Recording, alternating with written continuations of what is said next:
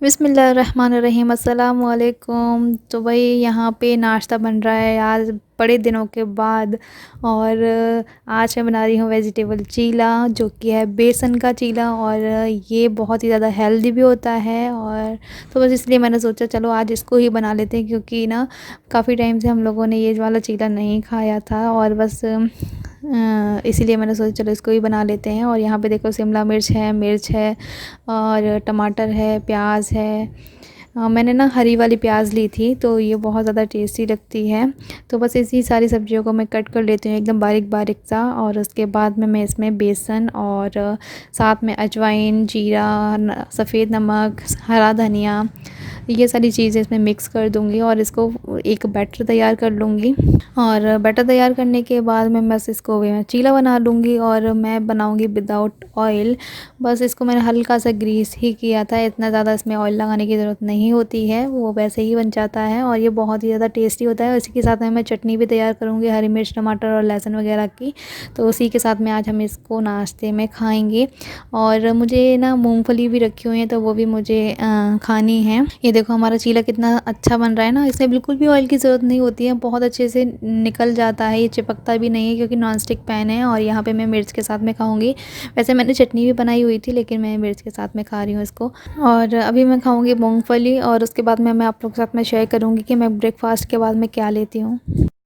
So guys, आज के time में हम कितनी भी अच्छी डाइट क्यों ना ले लें, लेकिन हमारे शरीर के अंदर कुछ ना कुछ विटामिन और मिनरल्स की कमी रह ही जाती है। तो मैं बात कर रही हूँ वाओ मल्टीविटामिन वुमेन की। तो वाओ एक ऐसा ट्रस्टेड ब्रांड है जिससे आप इसकी ओरिजिनलिटी पर ट्रस्ट कर सकते हैं। सो गाइज़, वाओ एक ऐसा ट्रस्टेड ब्रांड है जिसकी ओरिजिनलिटी पर हम हमेशा ट्रस्ट कर सकते हैं। और यह multivitamin capsule 11 micro minerals, 12 essential vitamin, trace minerals, amino acid and antioxidant से पैक्ड है। और यह फ्रूट्स एंड हर्ब्स के एक्सट्रैक्ट से मिलकर के बने हुए कैप्सूल है। यह मेटाबॉलिज्म को इन्हेंस करने के साथ साथ में हमारी बोन्स और मसल्स को मजबूत बनाते हैं। इन्हें लेने से हमारा एनर्जी लेवल हमेशा हाई रहता है और हमेशा हम एनर्जेटिक रहते हैं। सो वाओ की मल्टीविटामिन कैप्सूल 100% वेजिटेरियन है और ग्लूटेन फ्री है, स्टेरॉइड फ्री है। हम कितनी भी अच्छी डाइट लेने की कोशिश कर ले, लेकिन कहीं ना कुछ छूट ही जाता है। और ये मल्टीविटामिन कैप्सूल जो है ये हमारे छोटे हुए को पूरा करते हैं। सबसे अच्छी बात मुझे इस प्रोडक्ट की ये लगती है कि ये प्लांट बेस्ड होते हैं। तो वाओ के जितने भी सारे प्रोडक्ट होते हैं उनके ऊपर क्यूआर कोड दिया होता है, जिससे हम उसकी ऑथेंसिटी को चेक कर सकते हैं और इसके बारे में जानकारी हासिल कर सकते हैं। सो वाओ की ये मल्टीविटामिन कैप्सूल की एक बोतल में 60 कैप्सूल आते हैं, जिन्हें हमें पर डे एक कैप्सूल ज़रूर से लेना होता है। तो मैं इसको लंच या ब्रेकफास्ट के बाद ही लेती हूँ। तो गाइज, मैंने वाओ के इस प्रोडक्ट का परचेस लिंक डिस्क्रिप्शन बॉक्स में डाला हुआ है, तो जल्दी से जा करके आप उसको परचेस कर लीजिए। अगर आप मेरा कूपन कोड इस्तेमाल करते हैं तो इस प्रोडक्ट के ऊपर आप लोगों को कुछ डिस्काउंट भी मिलेगा। तो मेरा कूपन कोड है बुलबुल20। आप मेरे डिस्क्रिप्शन बॉक्स में दी हुई लिंक से अगर बाय करते हैं तो आप लोगों को डिस्काउंट मिल जाएगा। और ये सिर्फ वाओ की वेबसाइट पर ही वैलिड होगा, और आप इसको अदर वेबसाइट से भी परचेस कर सकते हैं, फ्लिपकार्ट, नायका या अमेजोन, कहीं से भी। तो अभी मैंने अपना विटामिन सब मिनरल्स कैप्सूल तो ले लिया है। अब फटाफट से काम कर लेते हैं। पापा जी का फ़ोन आ गया था मेरे पास में कि मेरे लिए पराठे बना देना, तो मैं खाना पैक करके लेकर के जाऊंगा। तो पापा जी अपने फ्रेंड के साथ में कहीं बाहर जा रहे हैं, तो वो बाहर का खाना नहीं खाते। आप लोगों ने भी देखा होगा, वो शादी वगैरह में जाते हैं तो हमारे साथ में मतलब जाते ही नहीं है वैसे तो शादी वगैरह में। और वो बाहर का खाना बिल्कुल भी नहीं खाते हैं, होटल वगैरह में भी नहीं खाते हैं खाना, तो वो घर से ही बनवा करके लेकर के जाते हैं। तो उन्होंने बोल दिया था कि मैं जाऊँगा 11 बजे के समथिंग, तब तक मुझे ना खाना पैक करके दे देना, बस पराठे बना देना और कुछ नहीं चाहिए मुझे। तो बस मैंने यहाँ पे पराठे बना दिए और ये नए वाले टिफ़िन में मैं उनको पैक कर दे रही हूँ। और ये मैंने पहली बार निकाला है, तो ये अच्छा लग रहा था, बहुत क्यूट सा और छोटा सा। इसका कलर भी बहुत ज़्यादा प्यारा था, तो मैं आप लोगों को दिखा रही थी कि मैं देखो ये ब्लू वाले में दे रही हूँ। तो ये अच्छा लग रहा है छोटा सा। और यहाँ पे मैं आ गई हूँ किचन में खाना बनाने के लिए। तो बस यहाँ पे फ़िश पापा ने ला कर के रख दी थी, मछली, अब शुद्ध भाषा में बोलूँगी मैं कि मछली यहाँ पे पापा ने ला कर के रख दी थी। और बस अभी मैं उसको ही बना रही हूँ। तो अभी मैं पहले उसको वॉश करना है। तो आज मैं थोड़ा दूसरे तरीके से बना रही हूँ मछली को, क्योंकि सेम तरीका रहता है ना, कभी कभी अलग अलग तरीके से बना कर खाया जाए तो वो बहुत अच्छा लगता है खाने में। तो बस इसलिए मैंने सोचा चलो इसको थोड़ा सा अलग तरीके से बनाते हैं, इसको फ्राई ना कर करके हम इसको ऐसे ही बनाते हैं विदाउट फ्राई। और यहाँ पे ये मैं प्याज वगैरह निकाल करके रख रही हूँ, क्योंकि वो डलिया में प्याज ख़त्म हो गई थी। तो यहाँ पे हम लोगों ने प्याज मतलब इस बेड के नीचे डाल दी है, तो जब भी ख़त्म हो जाती है तो हम लोग यहाँ से निकाल करके यहाँ डलिया में रख देते हैं। तो बस वही कर रही हूँ मैं। और मुझे अभी बस प्याज लहसुन छीलने हैं और आंटी अभी तक नहीं आई है तो उन्हीं का वेट करी थी। तो मैंने सोचा तब तक यहाँ पे ये सारा सब कुछ थोड़ा सा ठीक कर देते हैं, बिस्तर वगैरह।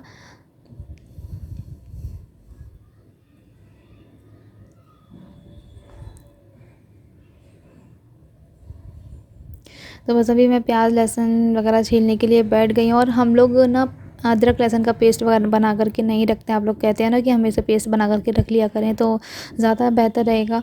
तो हाँ, इतना टाइम रहता है हमारे पास में कि हम बैठ करके आराम से छील सकें उसको, तो इसलिए मैं आराम से ही कर लेती हूँ काम। तो बस यहाँ पे देख लीजिए, ये मैं बना रही हूँ मछली, और आज मैं बिना फ्राई करके बना रही हूँ। तो बस यहाँ पे ये सारे मसाले डाल दिए, मेथी दाने के साथ में गरम मसाला भी मैंने इसमें ऐड किया था, खड़ा गरम मसाला। और इसके बाद में यही रेगुलर मसाले जो भी डलते हैं हमारे यहाँ खाने में, बस वही। तो यहाँ पे मैंने कुछ पीसेस निकाल करके रख लिए थे मछली के, तो वो मुझे रोस्ट करने हैं। तो मैंने ना इसको यहाँ पे सारा इसका बैटर तैयार कर रही हूँ, इसी के अंदर मैं डिप करके रख दूँगी इसको मैरिनेट करने के लिए। और यहाँ पे मैंने बस नींबू डाल दिया। सारे मसाले आप लोगों ने देख ही लिए होंगे कि मैंने क्या क्या डाला था, बस वही सारे मसाले डालने हैं। और बस अभी मैंने इनको डिप करके रख दूँगी फ्रिज के अंदर, ताकि ये अच्छे से मैरिनेट हो जाएँ और फिर जब हम खाएँगे तब हम बना लेंगे। और इसी के साथ में मैंने यहाँ पे चटनी भी बनाई थी, हरी मिर्च टमाटर और लहसुन की चटनी, बहुत ज़्यादा यमी। और यहाँ पे देखो हमारा मसाला भी बन गया है। तो सारे काम मेरे एक साथ साथ में चलते जा रहे हैं ताकि मेरा जल्दी से काम फिनिश हो जाए। और बस यहाँ पे देख लीजिए, अभी मेरे को नहाना भी, मैंने नहाया नहीं क्योंकि सुबह से ही मैं मतलब लगी हुई हूँ। तो मुझे बिल्कुल भी टाइम ही नहीं मिला कि मैं नहा लूँ पहले, फिर उसके बाद मैं खाना बनाऊँ। तो फिर मैंने सोचा चलो ठीक है, अब पहले खाना बना लेते हैं, उसके बाद में ही नहा लेंगे। और बस यहाँ पे अभी ये देखो हमारी मछली बनके एकदम हो गई है तैयार। इसका लुक कैसा दिख रहा है मुझे बताना। और ये खाने में भी बहुत ज़्यादा टेस्टी लग रही थी आज। मैं आप लोगों को पहले ही बता चुकी हूँ, पता नहीं क्यों मुझे दोबारा दोबारा से बोलने की आदत सी हो गई है। आप लोग मुझे टोकते भी हो, ये मुझे अच्छी बात लगती है कि आप लोग मुझे टोकते हो कि एक ही शब्द को आप बार बार से बोलती हो। तो मुझे तो खैर ठीक है, मैं इसके ऊपर ना थोड़ा सा गौर करूँगी कि मैं एक ही शब्द को बार बार से ना बोलूँ, रिपीट ना करूँ। हमारी सब्ज़ी का लुक बहुत अच्छा दिख रहा है और खाने में भी टेस्टी थी। तो बस तो यहाँ पे मेरे सारे काम हो गए, तो बस अब टाइम आ जाता है हमारा ग्रीन टी लेने का। तो बस हमने अपने लिए ग्रीन टी बना लिया है और इनको भी दे दिया है मैंने साथ में।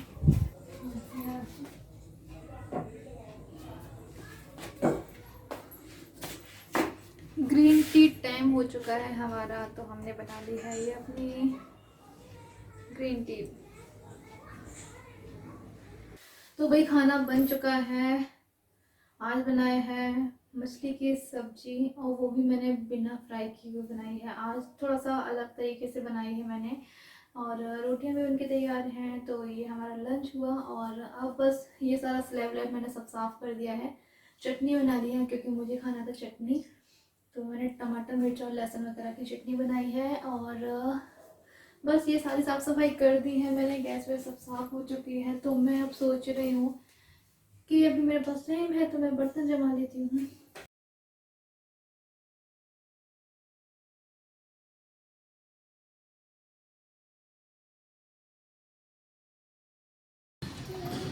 दादा गए? कौन है? डॉगी। हाँ, डॉगी।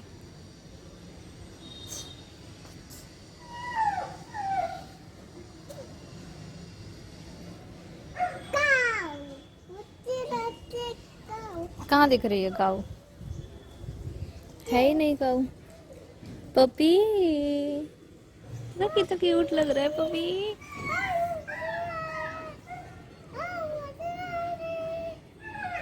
आज मौसम एकदम ठंडा ठंडा वाला हो गया है। और इनाया हमारी ना तो स्वेटर पहनती है ना ही कुछ।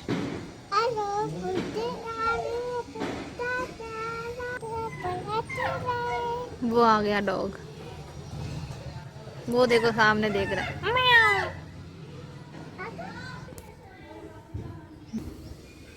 चलो चले, चलो सॉक्स पहनाए तो मैं, तुमने फिर से उतार दिया सॉक्स वगैरह सब कुछ। आओ चलो, आओ ठंडा हो रहा है। अब तो धूप आने लगी हल्की हल्की सी। चलो चलो, अच्छे पहनो। ये पहनो। अभी मैंने इसको पहना दिए थे, फिर से इसने उतार दिए। जल्दी आओ।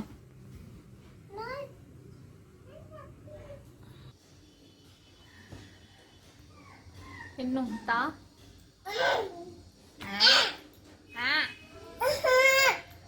ये क्या हो रहा है? यूं ही बिना मतलब के। लाओ इन्नू, लाओ पढ़ाई करेंगे। इसमें क्या है? पढ़ पढ़ रही हो? पढ़ रही हो? क्या लिखा है इसमें? क्या लिखा है?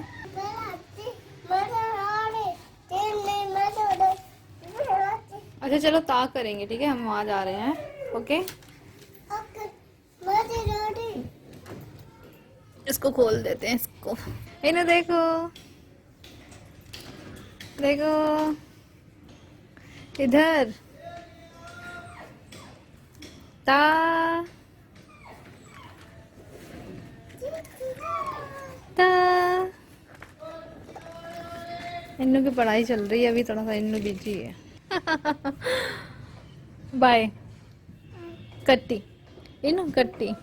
तो देखो हम लोगों ने ना यहाँ से कूलर थोड़ा उधर साइड सरका दिया है, तो अब इतना स्पेस हो गया है यहाँ पे, आराम से बच्चे खेल सकते हैं। और अभी अभी एक पार्सल आया हुआ था तो यहाँ रख दिया है। और ये स्टूल मुझे हटाना है, क्योंकि आंटी को अगर थोड़ा सा भी घिरा हुआ दिखता है तो फिर वो झाड़ू पोछा नहीं करती हैं इधर साइड। आप लोग भी देख रहे होगे ना, थोड़ा सा गंदा सा ही दिख रहा है।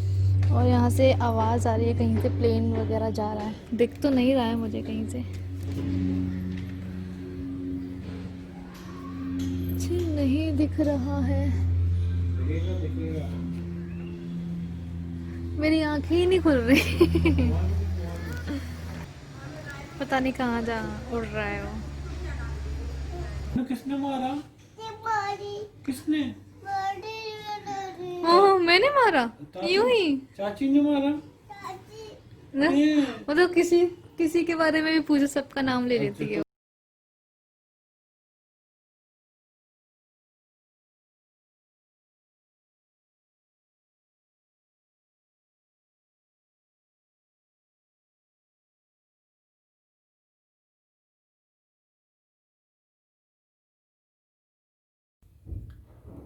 सो गाइस अभी बच्चे वगैरह सभी लोग चले गए हैं खेल के, तो मैंने सोचा आप लोगों के नाम लेती हूँ और वीडियो कंटिन्यू कर लेती हूँ। तो कुछ नाम है मैंने यहाँ पे लिख करके रखे हुए हैं। तो ये है सैयद जैन, इनके बेटे का नाम है इजहान, तो इन्होंने नाम लेने के लिए बोला था।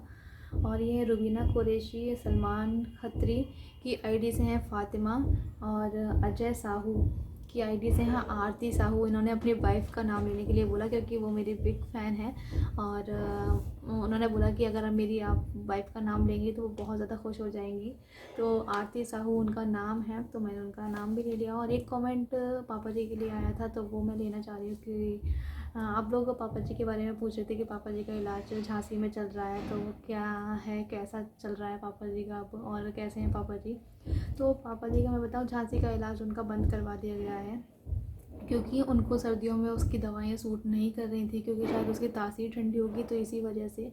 और सर्दियों में ना उनकी दवाइयाँ सूट नहीं कर रही थी पापा जी को, तो फिर पापा जी ने 1-1.5 महीने पहले उनकी दवाइयाँ बंद कर दी हैं। तो वो कह रहे थे अभी तो मैं फिर सर्दियों में बंद कर देता हूँ, लेकिन जब गर्मियाँ फिर से स्टार्ट होंगी तो उन्हीं की दवाई चलवाऊँ, क्योंकि उससे उनको फ़ायदा हो रहा था। और वहाँ के जो डॉक्टर्स वगैरह थे ना, जिस डॉक्टर से इलाज चल रहा था पापा जी का, तो वो उनकी जो डाइट है ना, वो बहुत ही ज़्यादा मतलब वो ऐसे ही फॉलो करवा रहे थे कि उनको बहुत ही ज़्यादा वीकनेस भी आने लगी थी।